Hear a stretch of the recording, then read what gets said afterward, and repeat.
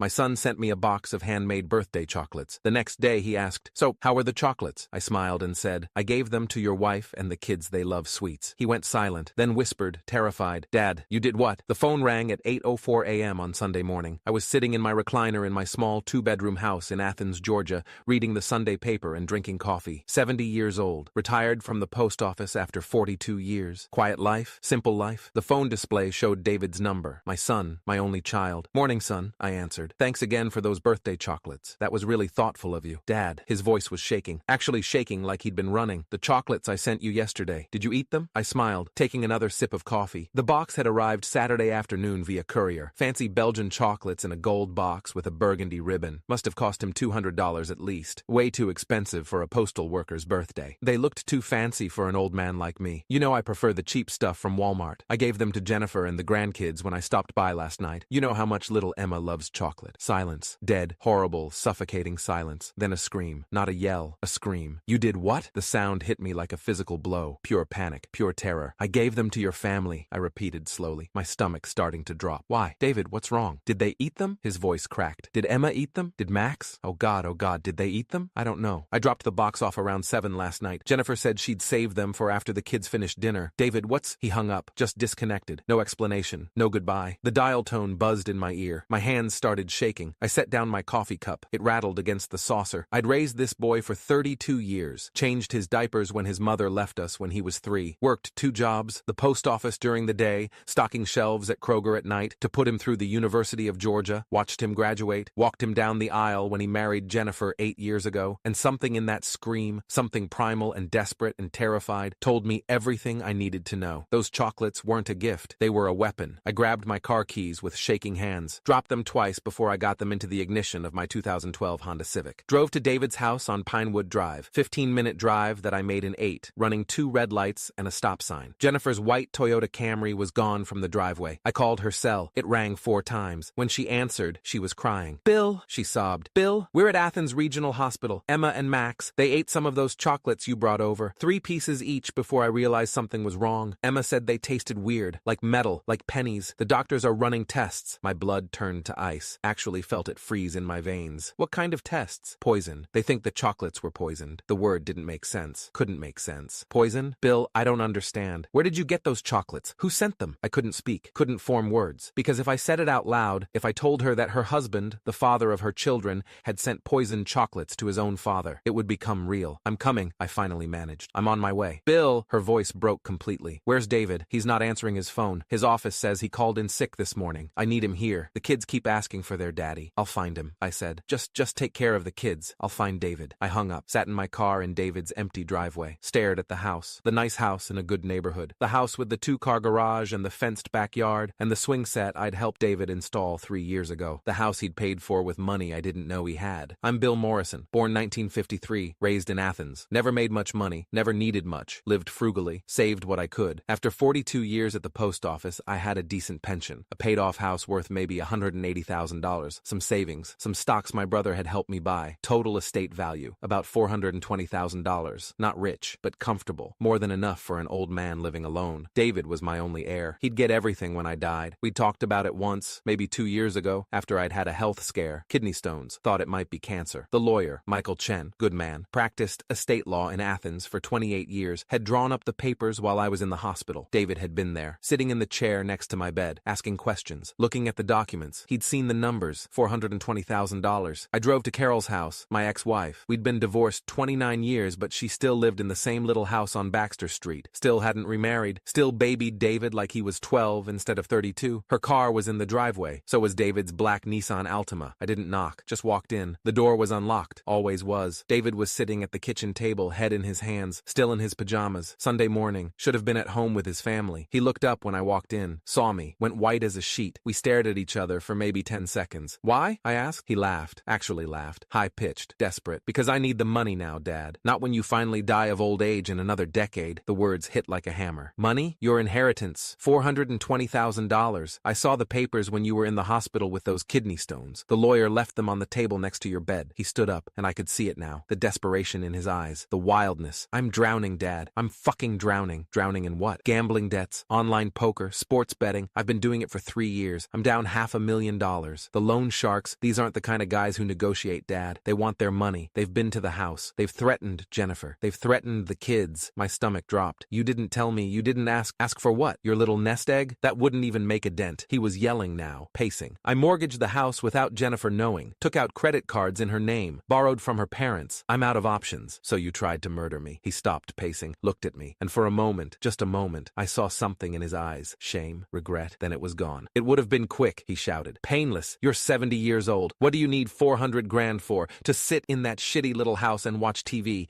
I need it now. I have a family to protect. You almost killed your children. His face twisted. That was your fault. He slammed his fist on the table. A coffee mug jumped. You were supposed to eat them, not share them like some fucking saint. You never eat gifts. You always say they're too fancy. I planned this for weeks. The rage in his voice, the entitlement, the complete absence of remorse. You almost killed Emma and Max, I said quietly. Your own children. Because you gave them the chocolates. You ruined everything. Carol appeared in the doorway. She'd been listening. Her face was pale, shocked. David, she whispered. What have you done? Shut up, Mom. He didn't even look at her. Kept his eyes on me. He deserves this. He's lived his life. He's old. He's got nothing to live for except watching us struggle. Something broke inside me. Not my heart. That had already broken when I'd realized what he'd done. Something deeper. The part of me that was his father. The part that had loved him unconditionally for 32 years. That part died right there in Carol's kitchen. I'm calling the police, I said. No, you won't. David smirked. Actually smirked. You're too weak. You've always been weak. You've never punished me for anything. Never even spanked me when I was a kid. Remember that? Mom used to beg you to discipline me and you never did. He was right. I had been weak. I'd wanted to be the good parent, the one David loved. After Carol left, I'd overcompensated, let him get away with things, made excuses. I'd created this monster. You're right, David, I said calmly. I have been weak. I turned and walked toward the door. See? I told you, he yelled after me. You won't do anything. You never do. Go home, old man. Forget this happened. I'll figure out the debt myself. I got in my car, started the engine, sat there for a moment. Then I called my lawyer. Michael, it's Bill Morrison. I need you to do something for me. Today. Right now. Bill, it's Sunday morning. I'm at church with my son tried to poison me. He sent me chocolates laced with arsenic for my birthday. I gave them to his children. They're in the hospital right now. Silence. Then, I'm leaving church now. Where are you? I need to hire a private investigator.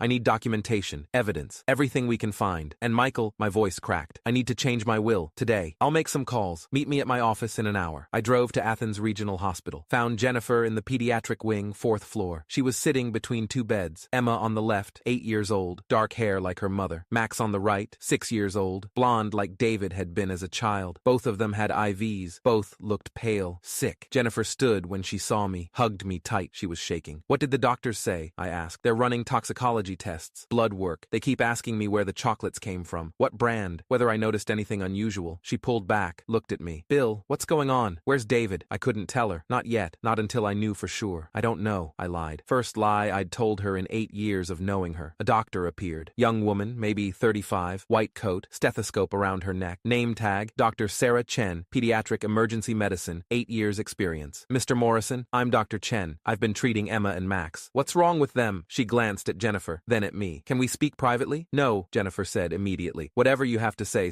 it in front of me. Dr. Chen nodded. The toxicology panel came back. Both children tested positive for arsenic trioxide, significant levels. We've started chelation therapy. That's a treatment that helps remove heavy metals from the bloodstream. They got here quickly enough that the prognosis is good. But what? My voice sounded hollow. The concentration in their system suggests a very high dosage in whatever they ingested. If they'd eaten more than 3 pieces each, if an adult had eaten a full serving, she paused, it would likely have been fatal. Jennifer made a sound, not quite a scream, something worse. Fatal, she repeated. Someone tried to kill them? The arsenic was in the chocolates, Dr. Chen said carefully. We had the hospital run tests on the remaining pieces from the box. Every single chocolate contains lethal levels of arsenic trioxide. This wasn't accidental contamination. This was deliberate. I sat down hard in one of the waiting room chairs. The police have been notified, Dr. Chen continued. They'll want to speak with you about where the chocolates came from. There will be an investigation. 2 detectives arrived 20 minutes later. Detective James Rodriguez, Athens Clark County Police, Major Crimes Unit, 16 years on the force. Detective Patricia Morrison, same unit, 12 years experience. They interviewed Jennifer first, in a private consultation room. She told them about the chocolates, how I'd brought them over last night, how the kids had eaten them before dinner because they couldn't wait. Then they interviewed me. Mr. Morrison, where did you obtain the chocolates? Detective Rodriguez asked. Notebook out, pen ready. My son sent them. For my birthday. They arrived yesterday via courier. Your son David Morrison, the children's father? Yes. And you gave them to his family? I don't like fancy chocolates. I thought they'd enjoy them more. Rodriguez and Morrison Morrison exchanged a look. Mr. Morrison, Morrison said carefully, are you aware that your son called you this morning? That he asked about the chocolates? My stomach dropped. How do you know that? We pulled phone records. Your son called you at 8:04 a.m. The call lasted 47 seconds. Then he immediately called his wife's cell phone 4 times. She didn't answer because she was already on her way to the hospital. What did your son say on that call? Rodriguez asked. I told them everything. The panic in David's voice, his terror when I said I'd given the chocolates away. Mr. Morrison, I need to ask you something directly. Rodriguez leaned forward. Do you believe your son sent you poisoned chocolates? The room went silent. Even the background hospital noises seemed to fade. Yes, I said. I believe he tried to kill me. Jennifer gasped from the doorway. We all turned. She'd been listening. No, she whispered. No, that's not possible. David wouldn't. I spoke with him this morning, I said. At his mother's house. He confessed. He has gambling debts. $500,000. He needs my inheritance. He said it would have been quick, painless, that I'm old and don't need the money. Jennifer collapsed into a chair, started sobbing, shoulders shaking, hands over her face. He almost killed his own children, I continued, my voice flat, empty. And his only concern was that I'd ruined his plan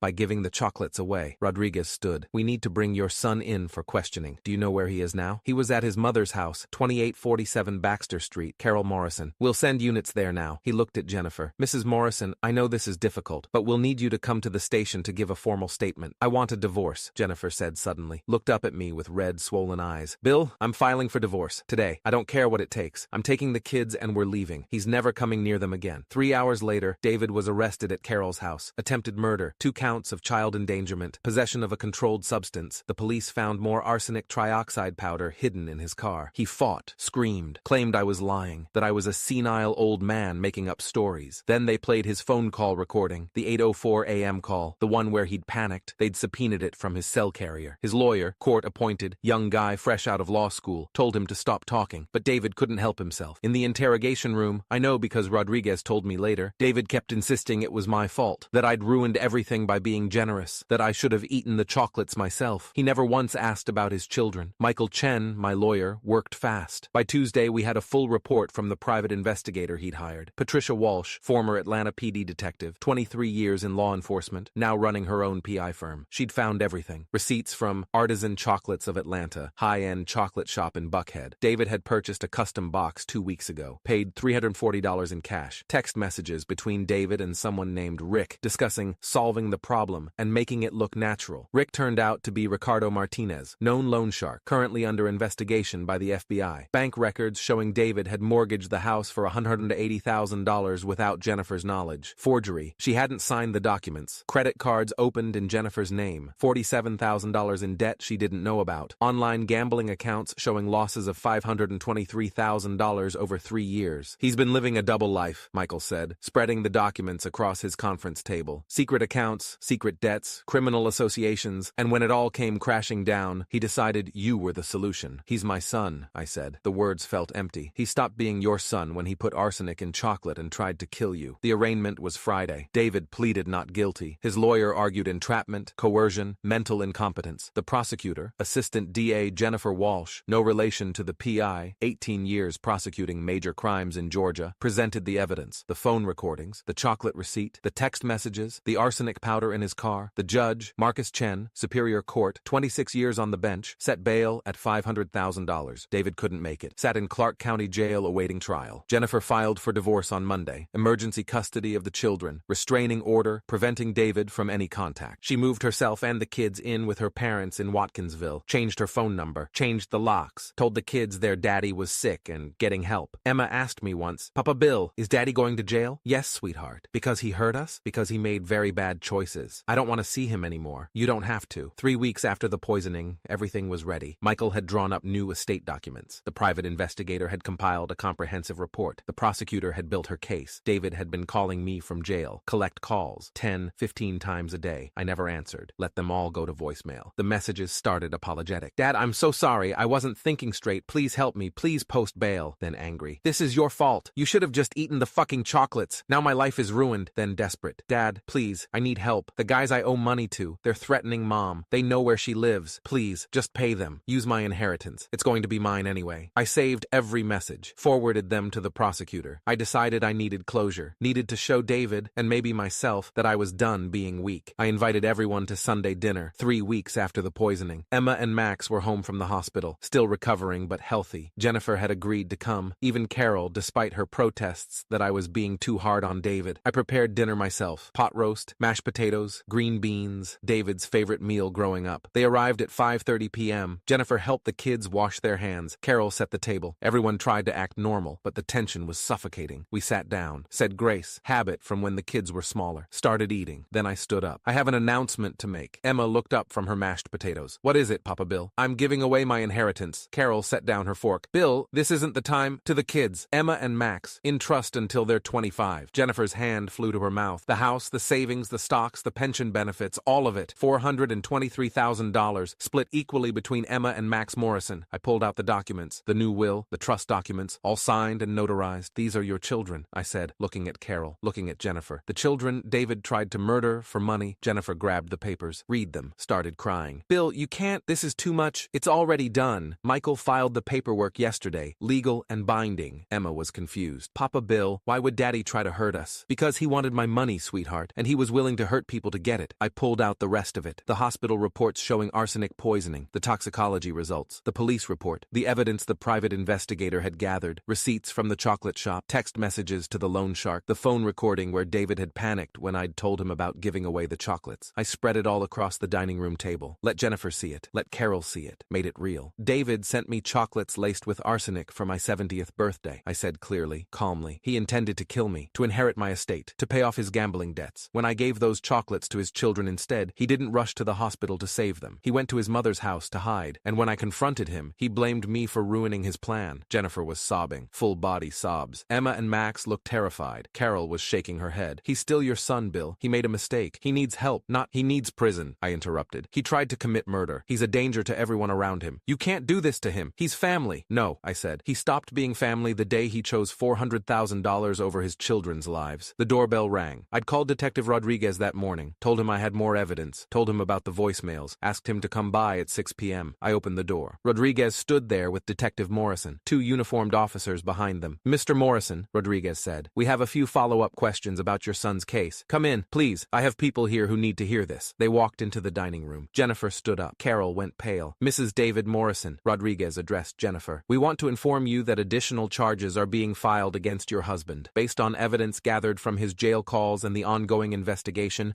we're adding criminal conspiracy and witness tampering. He's been making calls to known associates trying to intimidate witnesses. He called me, Jennifer said quietly, 3 days ago, from jail. Told me if I testified against him, I'd regret it. I recorded it. We'll need that recording. She pulled out her phone, played it. David's voice, cold and threatening, telling his wife to remember what happens to rats, telling her the loan sharks knew where her parents lived. The children heard their father's voice. Max started crying. Emma hugged her mother. Based on this recording and the existing evidence, Rodriguez continued, the DA is prepared to seek the maximum sentence, 25 years for attempted murder, additional time for the child endangerment charges, the conspiracy, the witness tampering. Carol made a sound like she'd been hit. That's insane. You're destroying his life. Ma'am, your son destroyed his own life when he put poison in chocolate and sent it to his father, Rodriguez said firmly. Our investigation shows clear premeditation, clear intent, clear lack of remorse. The only reason we're not charging him with attempted murder of his own children is because he didn't know they'd eat the chocolates. But the child endangerment charges are serious enough. He turned to me. Mr. Morrison, the trial is set for 6 weeks from now. The prosecutor will need you to testify. Are you prepared to do that? Yes, I said. I'll testify. Even though he's your son, he stopped being my son the day he tried to kill me. 6 weeks later, the trial lasted 4 days. The prosecutor presented overwhelming evidence, the chocolate receipt, the arsenic powder in David's car, the text messages, the phone recordings, my testimony, Jennifer's testimony, the hospital records showing Emma and Max had been poisoned. David's lawyer tried to argue temporary insanity, tried to claim the gambling addiction had made him desperate, tried to paint him as a victim of predatory lenders. The jury didn't buy it, deliberated for 3 hours, guilty on all counts. The sentencing hearing was 2 weeks later. Judge Chen looked at David with pure disgust. Mr. Morrison, you attempted to murder your own father for money. When that plan failed,